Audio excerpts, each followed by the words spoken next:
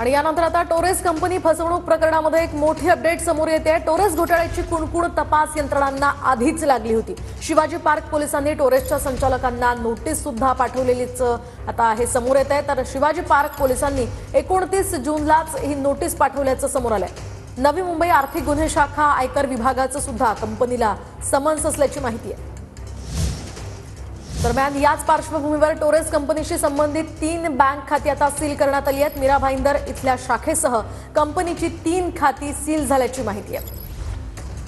अधिकची माहिती जाणून घेऊयात आमचे प्रतिनिधी कृष्णा सुनार वाडकर यांच्याकडून। कृष्णा, काय सांगाल? टोरेस कंपनीशी संबंधित 3 बँक खाती सील झालेली आहे आणि याआधी याची कुणकुण काही प्रशासनाला लागली असल्याची सुद्धा माहिती आहे। काय अपडेट्स या प्रकरणात?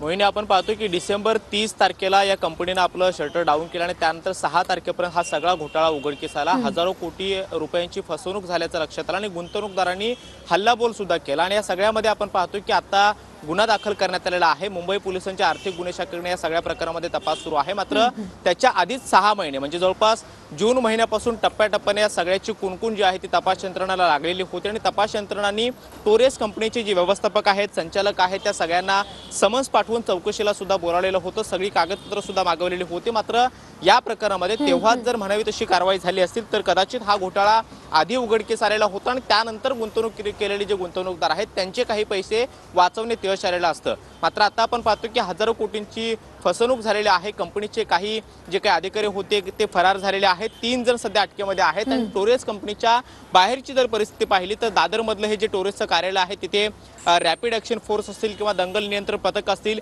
ही सुद्धा तैनात आहेत। टोरेसचं सगळं कार्यालय हे जरी सील करण्यात आलेलं असलं तरी मात्र इथे गुंतवणूकदारांनी कुठल्याही पद्धतीचा गोंधळ घालू नये, तोडफोड करू नये याची देखील विशेष खबरदारी घेतली जाते। सध्या पोलिसांचा मोठा फौजफाटा या सगळ्या परिसरामध्ये तैनात करण्यात आलेला आहे।